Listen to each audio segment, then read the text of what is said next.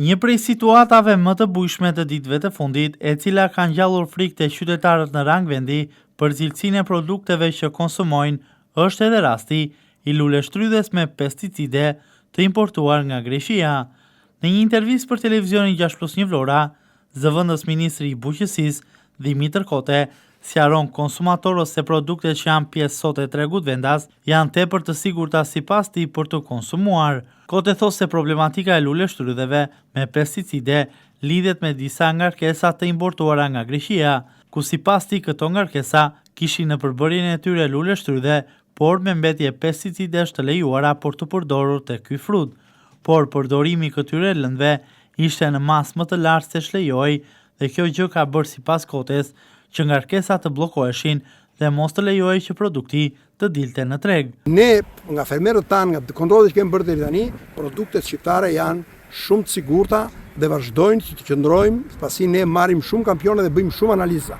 Problemi që kemi patë ishte me dy ngarkesa që erdhën nga Greqia, të cilat ishin me mbetje, por me produkt herbicid të lejuar në regjistrin e Bashkimit Evropian, por që ishte mbi normën e lejuar. Dhe si e tillë ato u bllokuan, u ndaluan dhe u ekzekutuan. Pra nuk ka situatë të kësaj natyre. Pra do të thotë AKU-ja punon se merr kampione dhe nga kampionet ndjek gjurmshmërinë e produktit që ai të ekzekutohet dhe dim nga vjen për ta parandaluar.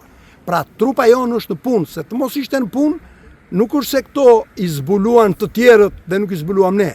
Pra trupa jonë e AKU-s ka shkuar në teren, ka marrë kampionët, i ka verifikuar, i ka analizuar në Isufi dhe pastaj është hedhur në alarm për të gjetur dhe për të bllokuar ato kompani greket e cila sollën këtë produkt, ma ata janë në kontroll të plot dhe gjithaj malli është thyer dhe nuk ka hyrë. Nuk flas unë se dua unë, flasin analistat dhe kampionët që janë bërë.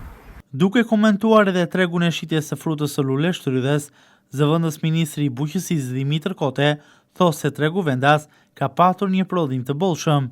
Sipas tij, një sasi e konsiderueshme e luleshtrydhes edhe eksportohet në vendet e Bashkimit Evropian.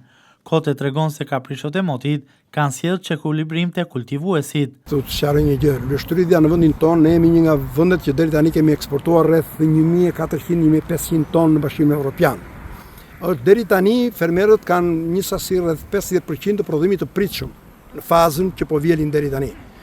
Çmimi deri tani ka qenë një çmim i arsyeshëm dhe më i mirë nga krahasimisht me vitin e kaluar, çmimi i shitjes.